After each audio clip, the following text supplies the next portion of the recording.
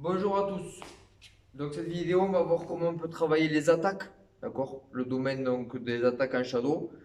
Comme je vous l'ai dit l'autre fois, il y a plusieurs axes de travaux, hein. Les attaques, les contre-attaques, tous les déplacements, tous les moyens de défense. Là, on va voir les attaques. Donc les attaques, déjà ça se décompose en plusieurs parties. Il y a ce qui se passe avant l'attaque, pendant l'attaque, après l'attaque. Avant l'attaque, soit vous voulez faire des attaques directes, ça veut dire sans préparation d'attaque, vous attaquez. Avant l'attaque, il n'y a rien. Vous prenez l'adversaire, vous faites comme si vous prenez l'adversaire par surprise, hop, en déclenchant des coups, des attaques en rapidité, d'accord? Sans préparation. Ça, c'est des attaques directes. Les attaques indirectes, comme je vous l'ai dit toute l'année, que je vais vous le redire encore, c'est les attaques où il y a en amont de la préparation d'attaque, pour créer de l'incertitude, pour que vous soyez imprévisible et que pour que vos attaques aient le plus de chances possible d'aboutir. D'accord? Donc dans la préparation d'attaque, il y a quoi? Les feintes de coups, ok?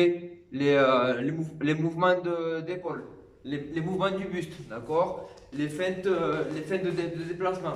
Tout ça mis bout à bout, hop, vous variez un peu tout. Ça crée de l'incertitude, vous voyez, vous ne savez pas du tout quand c'est que je vais attaquer. Ça, c'est très très bien pour créer de l'incertitude. Et ça doit être un automatisme avant vos attaques. Comme ça, vous avez une boxe qui est prévisible. Et comme je vous dis, ce sera beaucoup plus efficace. Donc ça, c'est déjà un truc à travailler en shadow très très souvent pour que vous habituez à le faire. D'accord? Après, ça, donc les attaques. Donc les attaques, il y en a un milliard de différentes. Des attaques de un coup, deux coups, trois coups. Après, vous enchaînez comme vous voulez. Ce qui compte en shadow ou quand vous boxez au sac, etc., c'est de varier le plus possible votre type de travail. Donc vos types de coups, vos gammes de coups, la puissance des coups, la vitesse, d'accord? Pas toujours faire la même chose. Pas tomber dans une boxe monotone. Habituez-vous à varier votre boxe, avoir une boxe diversifiée. Ce sera d'autant plus difficile en gros de lire en vous. Si vous faites toujours la même chose, même si c'est bien, vous faites très bien. Mais si vous faites 4 fois ou 3 fois toujours la même chose, à force, vous êtes trop anticipable. Et du coup, les contre-attaques, vous boxez contre vous, ce sera facile. Variez toujours les coups, changez un coup, changez un niveau, changez le nombre des coups, etc. Votre boxe, elle sera d'autant plus efficace.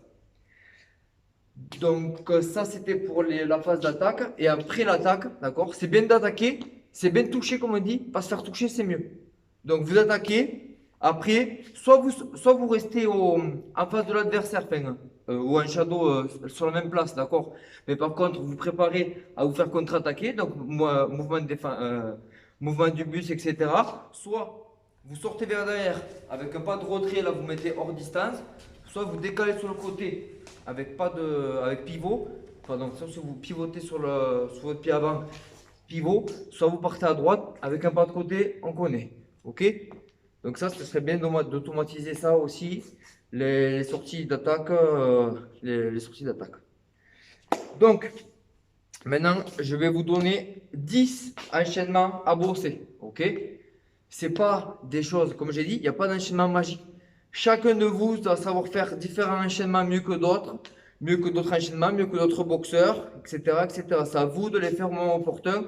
Moi, ce qui compte, c'est que vous travaillez de façon variée au shadow, au sac, etc. Comme ça, après, sur le ring ou au sac, vous ne faites pas toujours la même chose. Ok? Donc, je vais vous donner 5 enchaînements de 3 coups et 5 enchaînements de 4 coups. Donc, on va faire un peu de tout. D'accord? Il y aura du très simple et du un peu plus varié.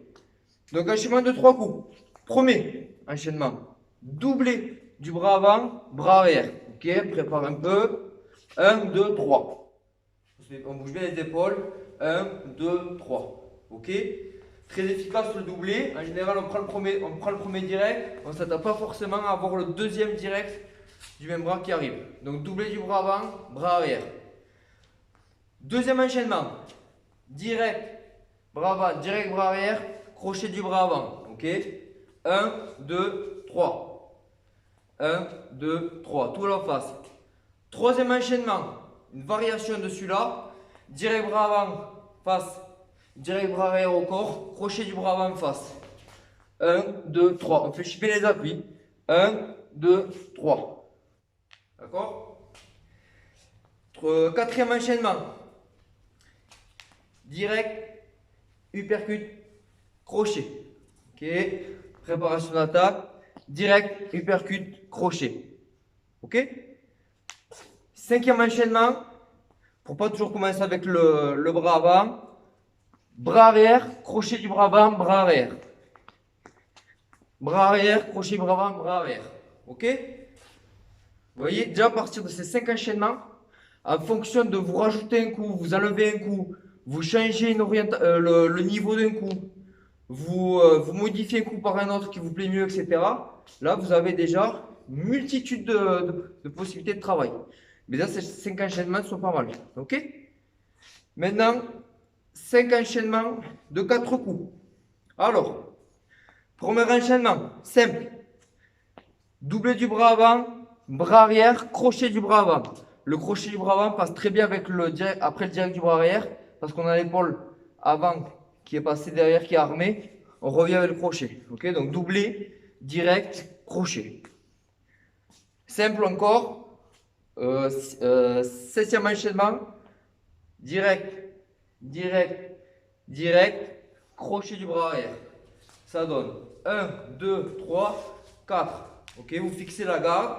1, 2, 3, hop, crochet du bras arrière. 8e enchaînement. On va varier un peu les coups là. Donc, direct du bras avant, direct du bras arrière, crochet du bras avant, uppercut du bras arrière. On tourne bien le doigt chaque fois, surtout un shadow, même au sac, d'accord, vu que vous faites un travail individuel avec vous-même, etc. Habituez-vous à travailler bien le mouvement technique comme il faut, donc bien faire le transfert de poids, transfert de force avec votre buste, votre sangle abdominale qui est bien sollicité et bien prendre des bons appuis par terre parce que tout part du sol. Ça part du sol, la puissance passe par la gaine abdominale et au final c'est l'exécution avec les bras. Donc, 8e enchaînement. Direct, direct, uppercut, direct. Ok? 9e enchaînement. Là, on va commencer par en bas. Direct du bras arrière, crochet du bras avant, direct du bras arrière, uppercut du bras avant. Direct du bras arrière, crochet du bras avant, direct du bras arrière, uppercut du bras avant. Le dernier, là on va mettre 2 fois le bras arrière d'affilée. Ça va donner direct du bras avant, direct du bras arrière, uppercut du bras arrière, crochet du bras avant. 1, 2, 3, 4. 1, 2, 3, 4. 1, 2, 3, 4. Voilà. Bon, déjà, vous avez ces 10 enchaînements à bosser. En fonction de vos capacités, etc., je vous invite à les diversifier, rajouter des coups. Moi, je vais juste donner une trame de travail là. Je pourrais donner d'autres enchaînements plus tard. Plus tard, on verra aussi des enchaînements qui commencent ou qui finissent avec des moyens de défense ou des doubles enchaînements ou qui sont entrecoupés avec des moyens de défense, des moyens de sortie d'axe, etc. Là, déjà, vous avez ce genre d'enchaînement à travailler chez vous en shadow ou au sac. Et n'oubliez pas, préparation d'attaque, sortie d'attaque en fin d'enchaînement. Ok? Allez, à plus tard.